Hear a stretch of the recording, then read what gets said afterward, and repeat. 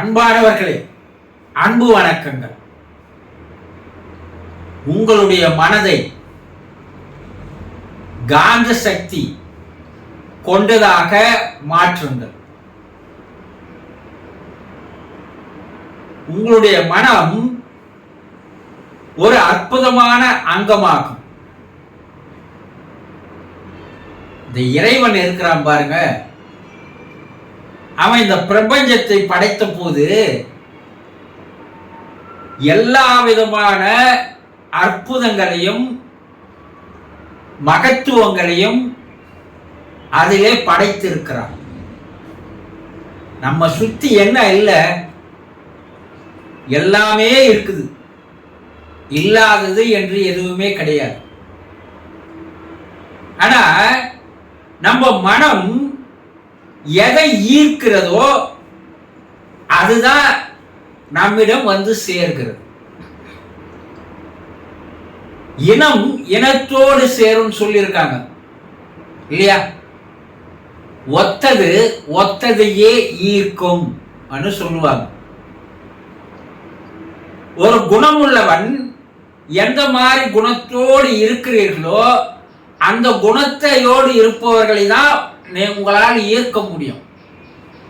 ஒரு நல்ல குணம் இருக்கிற மனிதனா இருந்தா அவனை சுத்தி நல்லவனா இருப்பான்.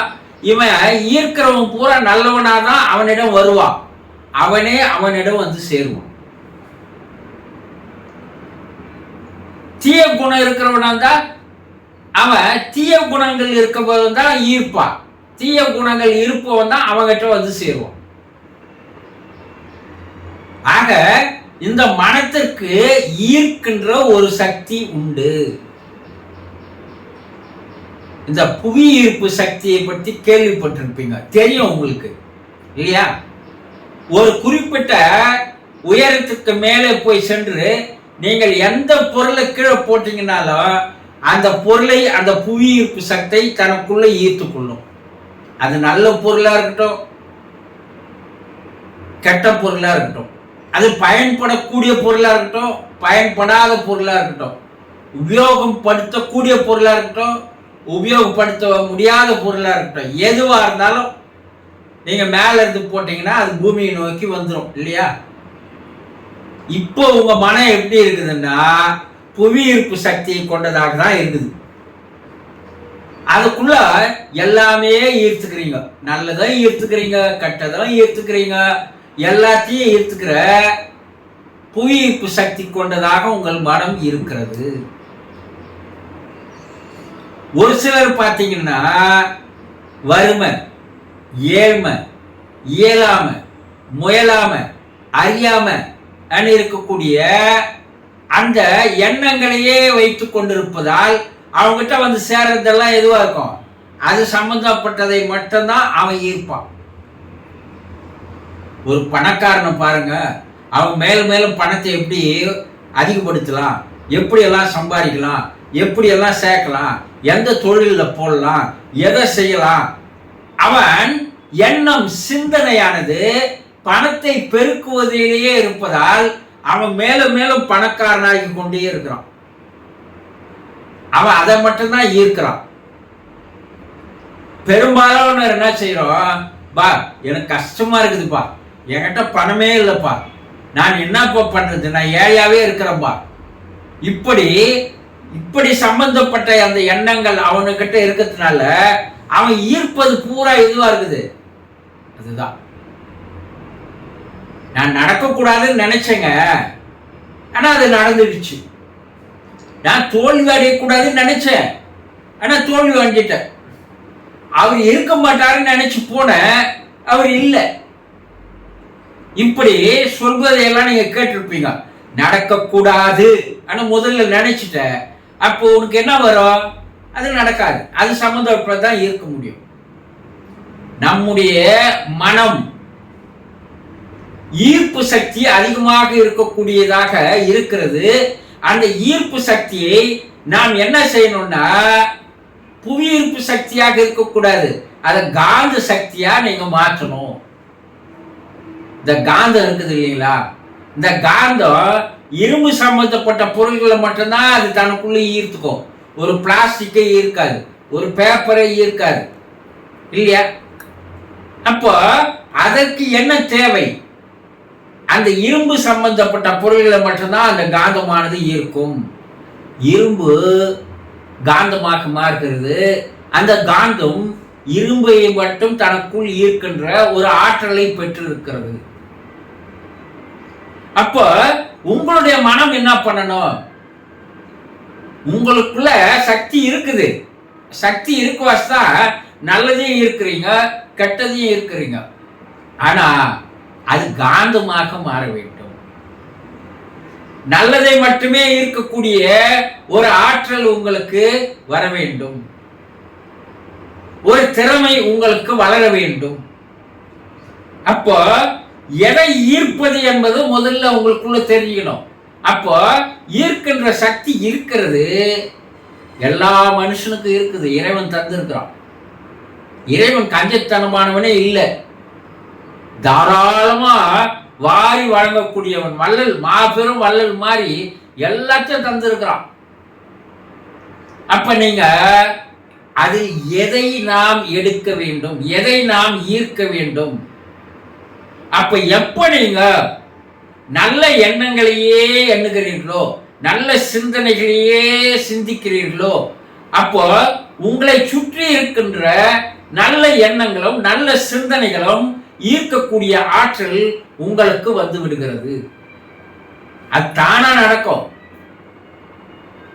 இல்ல நீங்க நல்ல செயல்களை, ஒரு நல்ல மனிதனாக நீங்க முதல்ல மாறணும்னா உங்களை சுற்றி நல்ல மனிதர்களை நீங்கள் ஈர்ப்பீர்கள். அது மூலமாக நல்ல வாய்ப்புகள், நல்ல சந்தர்ப்பங்கள் எல்லாம் உங்களை உயர்த்துவதற்கு உண்டான வழியை உங்கள் மனம்தான் செய்கிறதே தவிர இறைவன் செய்வதில்லை. இறைவன் கொடுத்துட்டான். நீ எது வேணுமோ அதை நீ எடுத்துக்கோ. செலக்ட் பண்ண வேண்டியது உன்னுடைய தனிப்பட்ட உரிமைன்னுட்டான். அதுக்கு நான் சுதந்திரம் கொடுத்துட்றேன். நீ எதை எடுக்க வேண்டும் என்று நினைக்கிறாய் அதை நீ எடுத்துக்கொள்.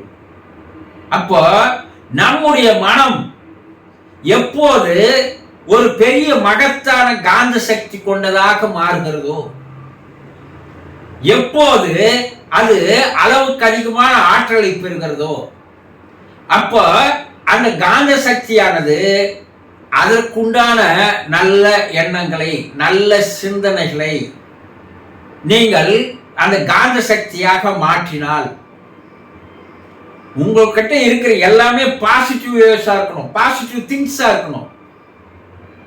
ஒருத்தனை பார்க்கும் போது அவன் அப்படி இருக்கிறானே, இப்படி இருக்கிறானே, அவன் அப்படி சம்பாதிச்சிருப்பானே, அவன் ஏமாத்தி சம்பாதிச்சிருப்பான், அவன் லஞ்சம் வாங்கி சம்பாதிச்சிருப்பான், அவன்லாம் நல்லாவே இருக்க மாட்டான்.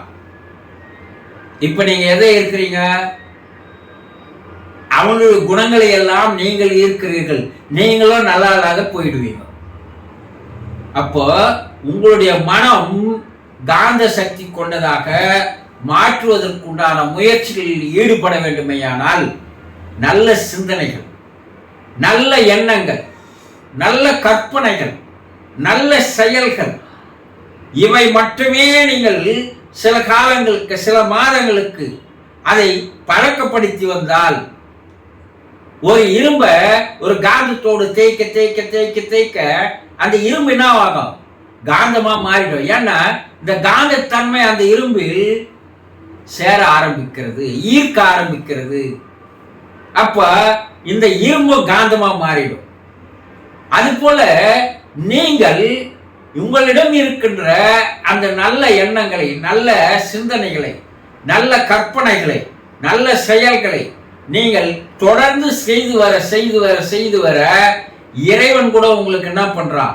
உதவி பண்ணுகிறான். இறைவன் உங்களுக்கு ஒரு வேலைக்காரனா மாறுறான். உங்களை உயர்த்துவதற்குண்டான எல்லா வாய்ப்புகளையும் சந்தர்ப்பங்களையும் அவன் தருகிறான். அவன் எங்கேயோ இல்லை, உங்களுக்குள்ளதான் இருக்கிறான்.